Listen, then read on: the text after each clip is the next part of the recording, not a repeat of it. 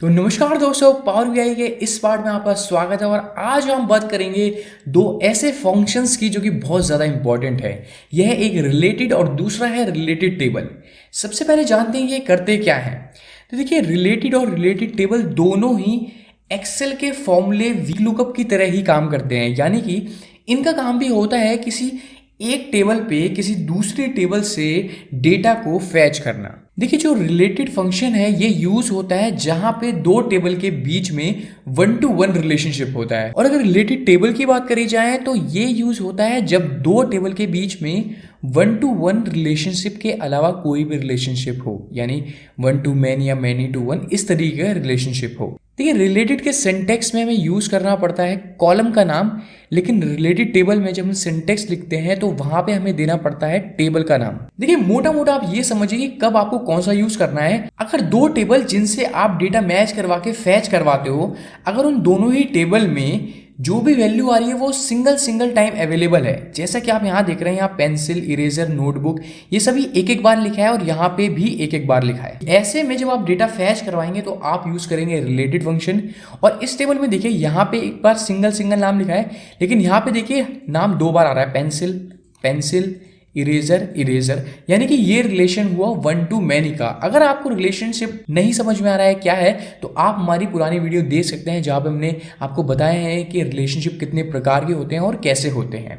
ठीक है, तो देखिए, सबसे पहले मैं इसको इंसर्ट करा लेता हूँ पावर बीआई में। तो देखिए, दो टेबल हमारे यहाँ पे आ चुकी है, ए और बी। अब मैं आपको बताता हूँ, देखिए, रिलेटेड फंक्शन कैसे यूज करना है। देखिए, यहाँ पे ये हमारी टेबल ए और ये हमारी टेबल बी।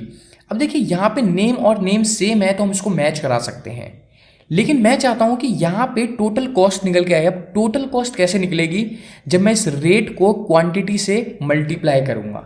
लेकिन नॉर्मली आप इसे नहीं कर सकते हैं क्योंकि ये दोनों अलग अलग टेबल में हैं। तो इसके लिए हमें रिलेटेड फंक्शन यूज करना पड़ेगा जो कि एक टेबल से दूसरे टेबल को मैच करा के वहां का डेटा फैच करेगा। यहाँ पे दोनों के बीच में 1-to-1 रिलेशनशिप है। अब देखिए, मैं आपको दिखाता हूं मॉडल में जाके। देखिए, यहां पे दोनों के बीच में 1-to-1 लिखा आ रहा है, यानी कि इन दोनों के बीच में 1-to-1 रिलेशनशिप है। अगर ये रिलेशनशिप नहीं होता तो आप इसको फैच नहीं कर सकते थे। चलिए, हम यहां पे एक न्यू कॉलम ऐड करते हैं और यहां पे हम रेट को क्वांटिटी से मल्टीप्लाई करेंगे विद रिलेटेड फंक्शन। इसका नाम मैं लिखता हूं टोटल कॉस्ट इक्वल टू। अब देखिए, सबसे पहले मुझे चाहिए इस टेबल का रेट कॉलम। ठीक है, तो यह आ गया टेबल बी का रेट कॉलम और इसको मल्टीप्लाई हमने कराना है किससे? टेबल ए के क्वांटिटी से।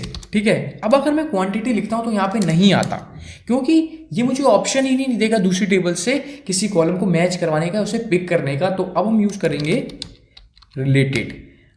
ठीक है, देखिए ये क्या कह रहा है, returns are related value from another table. ये दूसरी टेबल से वैल्यू रिलेट करके यहाँ पे हमें फैच कराएगा। अब मैंने आपको बताया था कि रिलेटेड में हमको कॉलम नेम देना होता है कि हमें वहां से कौन से कॉलम के साथ वर्क करना है। तो हमें चाहिए क्वांटिटी। मैं क्या चाहता हूं कि इस रेट से दूसरी टेबल ए का क्वांटिटी मल्टीप्लाई हो जाए और मेरे को आंसर आए। अब देखिए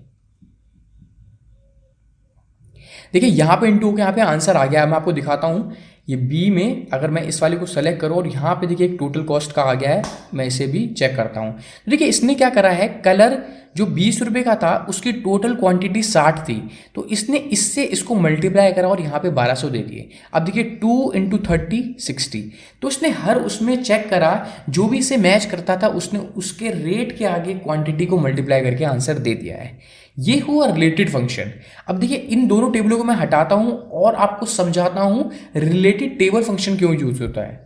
अब देखिए, रिलेटेड टेबल में हम इन दोनों टेबल के साथ काम करेंगे। अब देखिए, यहाँ पे एक एक नाम था दोनों में, लेकिन यहाँ पे पेंसिल, इरेजर ये सब एक बार लिखा है, लेकिन यहाँ पे हर एक नाम दो बार लिखा है। देखिए, पेंसिल, इरेजर, नोटबुक, और इनकी देखिए जो क्वांटिटी है, कहीं पे 15 है तो कहीं पे 5 है, कहीं कलर 18 है तो कहीं पे 12 है। ठीक है, तो मुझे क्या करना है कि इस रेट से इसकी क्वांटिटी को मल्टीप्लाई करना है, लेकिन ये बार बार आ रहा है, यानी कि डुप्लीकेट वैल्यूज है, तो ये कैसे इसको समझ पाएगा?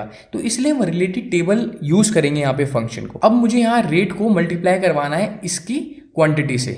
ठीक है, तो हम एक न्यू कॉलम ऐड करते हैं और यहाँ पे लिखते हैं टोटल कॉस्ट इक्वल टू।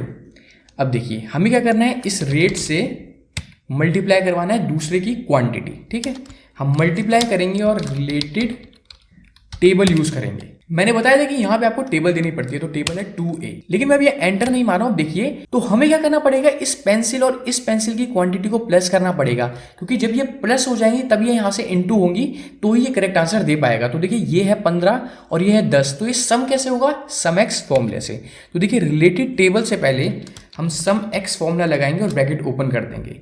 तो देखिए टेबल तो हमारी यहाँ से निकल के आ गई, ये रिलेटेड टेबल, हम कॉमा देंगे, एक्सप्रेशन में देना पड़ता है हमें कि हमें यहाँ पे किस तरीके से कैलकुलेशन करानी है। तो हमें कैलकुलेशन करानी है जो टेबल ए है उसकी क्वांटिटी के साथ, ठीक है। तो होगा क्या कि यहाँ से निकल के आएगी टेबल 2a, ये क्या करेगा, सम एक्स इसका टोटल कर देगा जो भी इसे सेम रो मिलेंगे, ठीक है, और फिर यहाँ पे इंटू कर देगा। ब्रैकेट बंद करते हैं और एंटर। तो देखिए पेंसिल का यहाँ पे टोटल कॉस्ट आया 125। अब ये देखिए 125 सही आया या नहीं, हम इसको चेक करते हैं। देखिए रेट यहाँ पे 5 था, ठीक है, और टेबल ए में क्वांटिटीज की टोटल करें, देखिए पेंसिल यहाँ पे 15 है और यहाँ पे है 10, तो 15 और 10 25, और 25 इंटू बाई 5 मतलब कि 125, यानी कि करेक्ट आंसर आया है। तो इसी तरीके से आप यूज कर सकते हैं रिलेटेड और रिलेटेड टेबल को। आशा करता हूँ आपको हमारी वीडियो पसंद आएगी, और अगर अच्छी लगी है तो प्लीज़ इसे लाइक और सपोर्ट ज़रूर करें।